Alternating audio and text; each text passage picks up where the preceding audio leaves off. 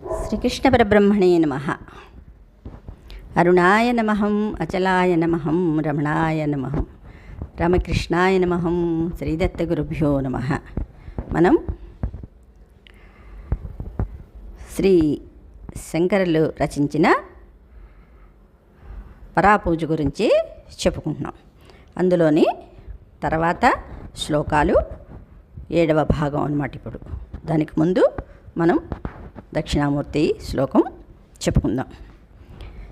విశ్వం దర్పణ దృశ్యమాన నగరీ తుల్యం నిజాంతర్గతం పశ్యన్నాత్మని మాయయా బహిరివో ధూతం యథా నిద్రయా యత్సాక్షాత్ కురుతే ప్రబోధ సమయే స్వాత్మానమేవాద్వయం తస్మై శ్రీ గురుమూర్తయే నమ ఇదం శ్రీ దక్షిణామూర్తయే. శ్రీకృష్ణ పరబ్రహ్మణే నమః. మనం నారాయణీయం అందరూ వింటున్నారు కదా. ఈ 91 నుంచి నారాయణీయంలోనే అంతా కూడా అద్వైతమే ఉంటుందన్నమాట. ఎందుకంటే మనం ఈ పూజలు, పునస్కారాలు, వ్రతాలు, నోములు, యజ్ఞాలు, యాగాలు అన్నీ కూడా లాస్ట్కి అద్వైతంలోకే తీసుకువెళ్ళడానికి మార్గాలు మాత్రమే అన్నమాట. అందుకని చెప్పి అద్వైతం వినటం తక్కువగా భావించకూడదు కదా. ఎందుకంటే అన్ని వేదాల సారము కూడా అద్వైతమే. దాన్ని తెలుసుకోవటంలో తప్పులేదు. మనం ఆచరించకపోవటం వారి అంటే జీవుని యొక్క ఉచ్చస్థితిని బట్టి, వాళ్ళ స్థితిని బట్టి ఉంటుందన్నమాట. కానీ తెలుసుకోవటంలో తప్పులేదు. ఇప్పుడు నా ఛానల్ వాళ్ళందరూ కూడా మంచి జ్ఞానులే అని నేను భావిస్తాను. సరే, ఇప్పుడు మనం పరాపూజలోని తర్వాత శ్లోకాల గురించి చెప్పుకుందాం. కింద శ్లోకంలోని మనం ఉపవీతం గురించి చెప్పుకున్నాం కదా. ఇప్పుడు తర్వాతవి ఏమిటి అనేది చెప్పుకుందాం. అనేక వాసనామిశ్ర ప్రపంచోయం ధృతోమయా నాణ్యేనేత్యనుసంధాన ఆత్మానశ్చందనం భవేత్. ఇక్కడ చందనం గురించి చెప్పారు. ఉపవీతం తర్వాత చందనం అన్నమాట. మళ్ళీ ఒకసారి శ్లోకం. అనేక వాసనామిశ్ర ప్రపంచోయం ధృతోమయా నాణ్యేనేత్యనుసంధాన ఆత్మానశ్చందనం భవేత్. అంటే అనేక వాసనలతో సంకీర్ణమయ్యున్న ఈ ప్రపంచము నా చేతనే ధరింపబడుచున్నది. అంటే అక్కడ వాసనలు అంటేనే ప్రపంచం. వాసన అంటే కోరిక కదా. కోరిక ఉంటేనే మనం ప్రపంచాన్ని సృష్టించగలం కదా. తల్లిదండ్రుల ముందు పిల్లలు పుట్టాలని కోరుకుంటాడు. పిల్లవాడు పెరగాలి, పెద్ద అవ్వాలి, ధనంతుడు అవ్వాలి, ఏదో సంథింగ్ వాళ్ళ కోరికలను బట్టి వాడు పెద్దవాడవుతాడు. తర్వాత వాడికి కొన్ని కోరికలు పుడతాయి కదా. డాక్టర్ అయ్యాను కదా, పెళ్లి చేసుకోవాలి, ధనం సంపాదిస్తున్నాను కదా, ఆ ధనానికి సద్వినియోగం సుఖం పొందాలి అంటే భార్య. సరే, భార్యతో సరిపోయిందా పిల్లలు. మరి ఇప్పుడు దేనివల్ల ఇవన్నీ పెరుగుతున్నాయి అంటే వాసన అంటాయి వేదాలు కదా. అందుకనే ఈ ప్రపంచమంతా వాసనామయం అన్నారు. సరే కృష్ణయ్య, మరి ఎవరి చేతను ధరింపబడుటలేదు అంటే నీ చేతే, నీ మనస్సులోనే ఇవన్నీ కూడా కూడి ఉన్నాయి అని నిరంతరము భావించుచుండుటయే ఆత్మదేవునుకు చందన గంధమును సమర్పించినట్లుగును. అంటే ఎప్పటికప్పుడు ఒక కోరిక కలుగుతోంది అంటే అది నాకే, దాన్ని తీసేయడం అనే చందనం అన్నమాట. అది పరమాత్మకి సమర్పించటం. దీన్ని ఇంకా క్లుప్తంగా నేను చెప్పాను, ఇక్కడ మళ్ళీ చెప్తున్నారు. వాసన అనగా సంస్కారములు. కస్తూరి ఉంచిన పెట్టెలో అది అయిపోయిన తరువాత కూడా దాని వాసన మిగిలియుండును. అట్లే మనకు సంతోషమో కోపమో వచ్చి ఇతరులను మెచ్చుటయో తిట్టుటయో జరిగిపోయిన తరువాత ఆ భావములకు సంబంధించిన సంస్కారములు అద్దుడు కాగితముపై శిరాముద్ర వలె మనస్సుపై ఏర్పడుచుండును అన్నారు. అంటే ఇక్కడ ఒక సందర్భంలో కోపం వచ్చింది. ఆ కోపం తీర్చుకోవడం అంతా అయిపోయింది. అయినా సరే అది ఏమవుతుంది, మన మనస్సులోని అది అట్టడుగుకి వెళ్ళిపోతుంది. తర్వాత మళ్ళీ మనం ఎప్పుడైనా ప్రశాంతంగా కలలు అలాగే వస్తాయన్నమాట. ధ్యానంలో కూడా మళ్ళీ మనం ఊరికే కూర్చున్నా మళ్ళీ అసలు ఎందుకు కోపం వచ్చింది, ఎలా మాట్లాడుకున్నాము, ఏం జరిగింది, ఇవన్నీ కూడా మనం ఆలోచిస్తాం కదా. కానీ పని చేసింది ఒక్కసారి, కానీ దాన్ని మళ్ళీ పదే పదే మనకు ఎందుకు గుర్తుకొస్తున్నాయి అంటే దాని యొక్క అద్దుడు అంటే వాసన లోపల ఉండిపోయింది అంటారు. దీన్నే కృష్ణయ్య భగవద్గీతలో చెప్తారన్నమాట.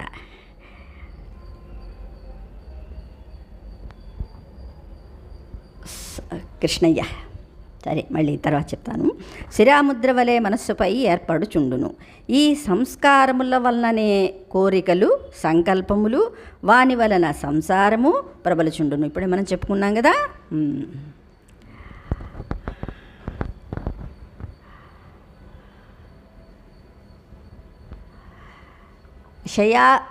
ఇప్పుడు చెప్తున్నాను.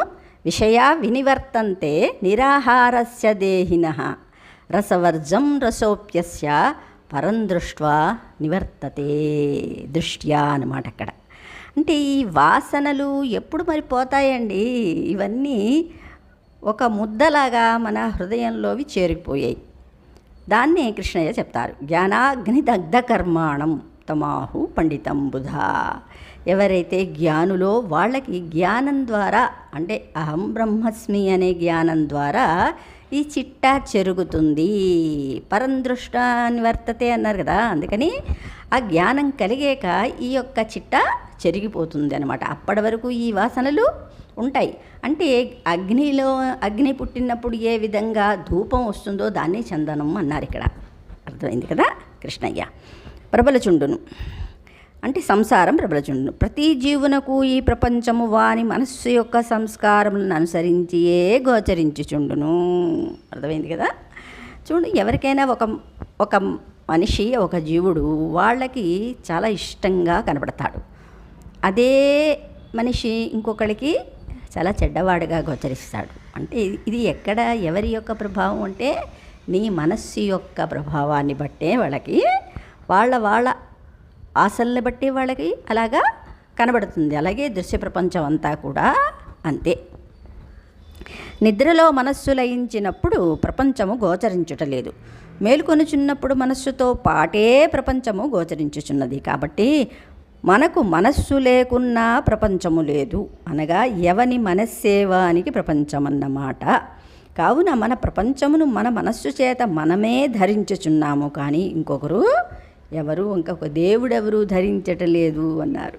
మనం ఏదైనా వచ్చిన దేవుడి మీద పెట్టేస్తాం, పరమాత్మ నన్ను కాపాడటం లేదు అని. పరమాత్మ ఎక్కడ ఉన్నాడు? ఆయన ఇవేవి ధరించటం లేదు. నీ వాసనలకి నీ కర్మలకి నేను కర్తన కాను అన్నారు కదా. కత్తురాజ్ఞయా ప్రాప్యతే ఫలం కర్మ కిం పరం కర్మ తజ్జడం అన్నారు. అంటే ఈ కర్మలకి ఈ వాసనలకన్నిటికీ కూడా కర్మ మూలం. వాసన వచ్చిందంటే కర్మ చేస్తాం కదా. వాసన అంటే ఒక ఆలోచన వచ్చిందంటే దాన్ని కర్మలో పెడతాం. కర్మలో పెట్టామంటే దానికి ఫలం వస్తుంది. ఆ ఫలాన్ని ఎవరు అనుభవించాలంటే మనమే కదా, దేవుడు అనుభవించడు కాదు.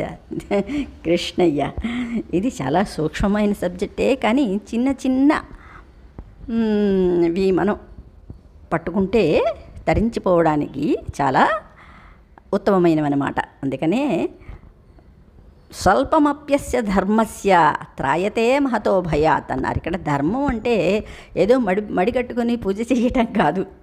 ఏం ధర్మము? స్వధర్మం. అంటే నీ ధర్మం ఏమిటో. ఇక్కడ ధర్మం ఏమిటి? పరమాత్మ ఆత్మలోనే ఉన్నాడు కదా. ఆత్మని లోంచి జీవుడిని విడుదల చెయ్యడమే, అంటే తెర తీయడమే అన్నమాట. అది మన యొక్క ధర్మం. శ్రీకృష్ణ పరబ్రహ్మణే నమః. సరే, తర్వాత శ్లోకం చెప్పుకుందాం. రజస్తత్వత్తమో వృత్తి త్యాగరూపైస్థిలాక్షతై ఆత్మలింగం యజే నిత్యం జీవన్ముక్తి ప్రసిద్ధయే. మరొకసారి. రజస్తత్వత్తమో వృత్తి త్యాగరూపైస్థిలాక్షతై ఆత్మలింగం యజే నిత్యం జీవన్ముక్తి ప్రసిద్ధయే అన్నారు. అంటే సత్వము, రజస్సు, తమస్సు అను గుణముల వలన మనస్సులో కలుగు భావములే వృత్తులు. వానిని తీసివేయుటయే ఆత్మలింగమునకు నువ్వులు అక్షంతలు సమర్పించుట. అంటే జీవన్ముక్తి సిద్ధించుట కొరకు సాధకుడు ప్రతిదినము ఇట్లు ఆచరించుచుండవలయును. అంటే చూసారా, నిద్రని జయిస్తారు, కోరికల్ని జయిస్తారు, అలాగే అమనస్క యోగం సాధిస్తారు. అంటే వీటన్నిటిని ఇదే పరమాత్మకి అక్షంతలు వేయడం అన్నమాట. అంటే సరే చెప్తారు. ఈశ్వరార్పణమున గంధము నొసంగిన పిమ్మట అలంకారము కొరకు దానిపై తెలలు అక్షతలు సమర్పించరు. క్షతమనగా విరిగినది. ఇప్పుడు అక్షంతలు చాలా అందరికీ తెలిసిందే. సగం విరిగిన వాటిని వెయ్యకూడదు అంటారు. ఎందుకంటే పరమాత్మ పూర్ణుడు కదా, మనం క్షతం, అంటే మనం సగం జీవుడు. అది పూర్ణం అవ్వాలంటే ఇంకో దానితోటి కలిసిపోవాలి కదా. అది క్షతమనగా విరిగినది, అక్షతమనగా విరగకుండా నిండుగా ఉండు గింజ. విరిగిన గింజలు పూజకు పనికిరావు. మంచి గింజలను ఏరి వాటితో అక్షతములు తయారు చేయుచుందుము.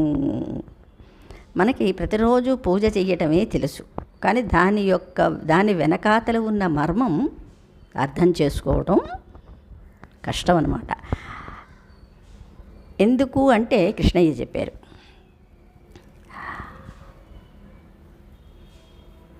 కృష్ణయ్య అంటే వరి గింజలను తయారు చేదురు. వరి గింజలు తెల్లగా ఉండును, ఆ తెలుపుదనము సత్వము. నువ్వుల యొక్క నల్లదనము తమస్సును సూచించును. ఈశ్వరునకు తెల్లని అక్షంతలు ఉపయోగించినను ఇతర దేవతలకు పసుపు కానీ కుంకుమ కానీ కలిపిన వారిని ఉపయోగించరు. అమ్మవారికి ఏమి ఇస్తారండి? ఎరుపు. ఎందుకంటే సృష్టి చేయాలి అంటే రజోగుణం ఉండాలి కదా. అంటే ఈ 3 గుణాలు పరిపక్వ స్థితిలో ఉన్నదే మనస్సు. అందుకనే మనకి లలితా సహస్రనామాలోని 25వ శ్లోకంలో ఏం చెప్పారో గమనించండి. త్రయాణాం దేవానాం త్రిగుణజనితానాం తవ శివే భవేత్ పూజా పూజా తవ చరణయోర్యా విరచిత తదాహి త్వత్పాదో వహనమణిపీఠస్య నికటే స్థితాహేతే సస్వన్ ముకుళిత కరోత్తంస మకుట అన్నారు. అంటే ఇక్కడ త్రిమూర్తులు ఎక్కడి నుంచి పుట్టారండి? అమ్మవారి యొక్క అంటే మనస్సు యొక్క త్రిగుణాల నుంచే. సత్వగుణం విష్ణుమూర్తి, రజోగుణం బ్రహ్మ, తమోగుణం ఈశ్వరుడు. మనం ఒక దాంట్లో చెప్పుకున్నాం కదా. అంటే ఈ మూడిటితోటి మనం ప్రవర్తిస్తున్నాం అంటే అమ్మవారు ఎక్కడుంది? మన హృదయంలోనే ఉందన్నమాట. అంటే మనం ప్రతిరోజు మాయతోని కూడా ఉన్నాం. ఈ మాయని దాటాలి కదా. ప్రళయం వస్తే మరి బ్రహ్మ విష్ణు మహేశ్వరులు కూడా ప్రళయం ఉంది కదా. అదే అమనస్క యోగం అన్నమాట. అక్కడ ఇంకా మాయ లేదు, లేనప్పుడే మోక్షానికి దారి అని చెప్పారు. సరే, కుంకుమ గాని కలిపిన వాడిని ఉపయోగించము, అవి రజోగుణమును సూచించును. బహిరంగ పూజలతో ఈ అక్షంతలను తెల్లను ఎట్లు సమర్పించుచున్నామో అట్లే ఈ అంతరంగ పూజలో అంతరంగములోని 3 గుణముల యొక్క వృత్తులను జీవన్ముక్తి కోరువాడు సమర్పించుచుండవలయును. అనగా మనస్సులో ఏ వృత్తి పుట్టినను వెంటనే దాన్ని ఆత్మార్పణం అని తొలగింపవలయను. అంటే ఇక్కడ కోపం వచ్చింది, రజోగుణం. అసలు ఎవరికి వచ్చింది? రమణ మహర్షి చెప్పేది అదే కదా. ఎవరికి వచ్చింది? నాకు. నేనెవరు? అక్కడ ఇంకా సమర్పణ భావం అయిపోయిందనమాట. అంటే అక్కడ రజోగుణం పోయింది. అలాగే కొంతమందికి తమోగుణం కదా, ఆ తమోగుణం నిద్ర, అలసట, ఏదో మతిమరుపు ఇవేవైనా వచ్చాయి అనుకోండి, అప్పుడు వెంటనే ఆలోచనల్ని పసిగట్టి వెంటనే దాన్ని కూడా సమర్పణ చేయాలి. అలాగే సత్వగుణం ఆల్రెడీ అందరూ చేస్తూనే ఉంటారు. పూజ చేయాలనిపించింది, పూజ చేస్తున్నప్పుడు దాన్ని ఏం చేయాలి, నేను చేస్తున్నాననే భావంతో కాకుండా ఈశ్వరార్పణ బుద్ధితోటి చేయమన్నారంటే ఇలా చేస్తూ పోతూ ఉంటే మన త్రిగుణాల్ని కూడా పరమాత్మకి సమర్పించినట్టే అయ్యింది కదా, దాన్నే అక్షింతలు అన్నారు. సరే, తర్వాత శ్లోకం. ఈశ్వరో గురురాత్మేతి భేదత్రయ వివర్జితై బిల్వపత్రై అద్వితీయై ఆత్మలింగం యజేచ్ఛివం అన్నారు. మళ్ళీ ఒకసారి. ఈశ్వరో గురురాత్మేతి భేదత్రయ వివర్జితై బిల్వపత్రైరద్వితీయై ఆత్మలింగం యజేచ్ఛివం. ఈశ్వరుడు, గురువు, ఆత్మ అను 3 భేదములు లేనివి అద్వితీయములును అయిన బిల్వపత్రములతో. ఎందుకు అద్వితీయములు అన్నారంటే ఇక్కడ ఒకదానికే 3 ఉన్నాయి. అంటే అక్కడ మనం 1 అని చెప్తామా 3 అని చెప్తామా, అక్కడ రెండోది లేదు. బిల్వపత్రంలో ఆకులు 3 ఉన్నాయి, కానీ దాన్ని విడివిడిగా మనం చెప్తామా, అందుకని ఒకటే ఆకు అంటాం కదా. బిల్వపత్రం అంటే ఒకటే, పత్రం అనగానే పత్రాలు అని అక్కడ అనలేదు కదా, అందుకని అద్వితీయం అని ఇక్కడ సంబోధించారు. బిల్వపత్రంతో మంగళప్రదమైన ఆత్మలింగమును పూజించవలెను. అంటే త్రిగుణాలు కూడా నువ్వే అని ఆత్మని ప్రసాదించాలి పరమాత్మకి అన్నమాట. దాన్నే సరే. ఈశ్వరునకు పుష్పాదులతో పూజ కన్నా బిల్వపత్రముల పూజ శ్రేష్టము అన్నారు ఇక్కడ. ఎందుకు, అది కూడా మళ్ళీ ఈశ్వరుడికి బిల్వపత్రాలు ఇష్టం. ఎందుకంటే ఈశ్వరుడు జ్ఞానఖండం, జ్ఞాన భండారం అనమాట. ఆయన ఎప్పుడు కూడా తపస్సులోనే ఉంటారు కాబట్టి ఈశ్వరుడికే బిల్వపత్రం. అంటే ఈ త్రిగుణాల్ని మనస్సు లేని స్థితికి వెళ్ళగలిగితే అక్కడ జీవన్ముక్త స్థితి లభిస్తుంది. ఏం చేయాలి, తపస్సులోని మనస్సు లయించిపోతుంది కదా, అందుకని ఇక్కడ ఈశ్వర ప్రసక్తి వచ్చింది. పూజ శ్రేష్టము. మారేడు పత్రమున దళములు 3 ఉన్నను వానికి ఆధారమైన తొడిమ ఒకటియే కావున ఒక్క బిల్వముగానే పరిణించవలను. ఈశ్వరుడు, గురువు, జీవాత్మ అను 3 భాగములు ఉన్నను వానికి ఆధారమైన అంతఃకరణం ఒకటే అన్నారు. అంటే ఇక్కడ అంతఃకరణం మనం ఎందుకు ఇక్కడ తీసుకొచ్చారు అంటే, ఇక్కడ జీవుడుగా నేను జపం చేస్తున్నాను కదా, అక్కడ సాక్షీభూతంగా ఈశ్వరుడు ఉన్నాడు. ఇక్కడ నేను చేస్తున్నాననే భావన, సాక్షీభూతంగా ఉన్న ఈశ్వరుడు రెండూ కూడా లయమైపోతే అక్కడ పరబ్రహ్మస్వరూపము కదా. అది అదే అందుకే ఆత్మ అన్నారు అక్కడ. ఈశ్వరుడు గురువు అంటే ఇక్కడ ఆత్మజ్ఞానాన్ని అందించిన వాడు గురువు కదా. అంటే ఈ మార్గాలన్నీ చెప్పింది పరమాత్మే కదా, అందుకనే పరమాత్మని ఇక్కడ గురువుగా మనం పేర్కొన వచ్చనమాట. ఇక్కడ అంతఃకరణంలో 3 కూడా ఉంటాయి. సరే, అంతఃకరణం ఒకటే. బహిరంగముగా చిరకాలము ఈశ్వరుని ఆరాధించినచో ఆ దేవుడే గురువుగా సాక్షాత్కరించి తత్వమును ఉపదేశించును. ఇక్కడ మనం చెప్పుకున్నాం కదా, అందుకని ఎవరు ఎక్కడికి వెళ్ళక్కర్లేదు. నీ తపస్సే నీకు గురువు, నీకన్నీ ఇక్కడే. అందుకనే స్వాధ్యాయం అన్నారని దీన్ని. ఇక్కడే నీకు గురువు బోధిస్తూ ఉంటాడనమాట. ఈశ్వరునకు నామరూపములు లేవు, ఆయన బ్రహ్మము. నేను బ్రహ్మమును, నీవును బ్రహ్మమే అని గురువు ఉపదేశించిన తరువాత మనస్సులో ఉన్న ఈ 3 భేదములు పోయి ఆత్మ ఒకటియే 3గా తోచుచున్నదను నిశ్చయము కలుగును. ఏకబిల్వం శివార్పణం అన్నట్లు ఇట్టి ఏకాత్మ భావన కలిగిన మనోవృత్తులు అను బిల్వపత్రముతో ఆత్మలింగమును పూజింపవలయును. ఈ మనోవృత్తి రూప బిల్వపత్రములు అద్వితీయములు అనగా సాటిలేనివి. ఒక చోటనున్న బిల్వపత్రముల వంటివే మరి ఒక చోట లభింపవచ్చును, కానీ ఎవని మనోవృత్తులు వానికి ప్రత్యేకములు, అందువలన అద్వితీయములు అని ఇక్కడ అన్నారు అంట. అంటే అందరి యొక్క ఆలోచనలు ఒకలా ఉండవు కదా. ఎవరి ఆలోచన ఎంత గొప్పదైతే వాళ్ళకి అది గొప్పది కదా. నా ఆలోచన, ఇప్పుడు ఒకళ్ళు స్వీట్ తింటున్నారు అనుకోండి, అది ప్రపంచంలోకెల్లా అత్యంతమైన స్వీటు. ఒకళ్ళకి అది మహా ఆనందాన్ని కలిగిస్తుంది, ఇంకొకళ్ళకి అంటే వైరాగ్యం ఉన్న వాళ్ళకి అది ఎలా అనిపిస్తుంది? పరమాత్మ ఆనందం కంటే ఇది ఏముందండి, ఒక్కసారి తినేస్తే నాలిక మీద క్షణం అని వాడు భావిస్తాడు. అంటే వస్తువు ఒకటే, కానీ తీసుకున్న దాని భావాన్ని బట్టి దాని యొక్క గొప్పతనం పెరుగుతుందన్నమాట. శ్రీకృష్ణ పరబ్రహ్మణే నమః. 20వ శ్లోకం, తర్వాత శ్లోకం.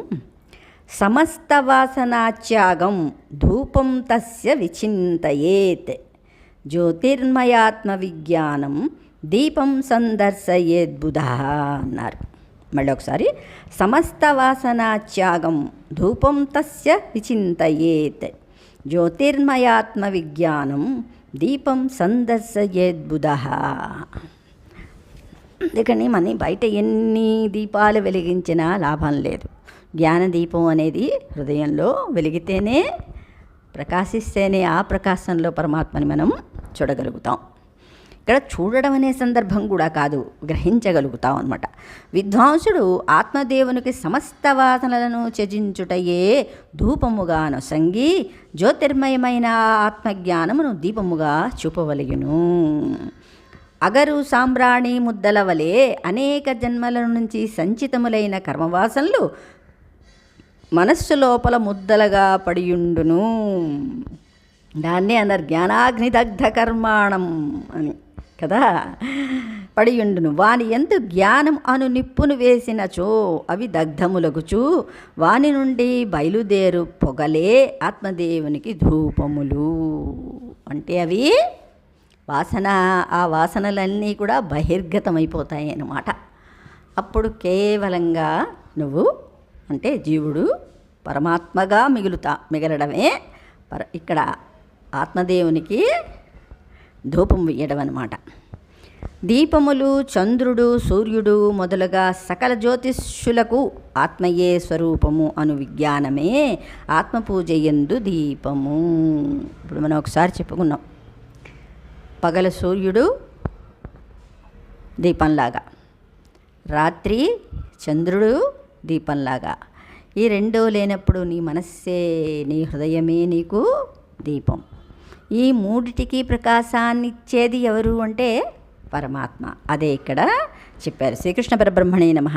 తర్వాత శ్లోకంలో తర్వాతవి చెప్పుకుందాం.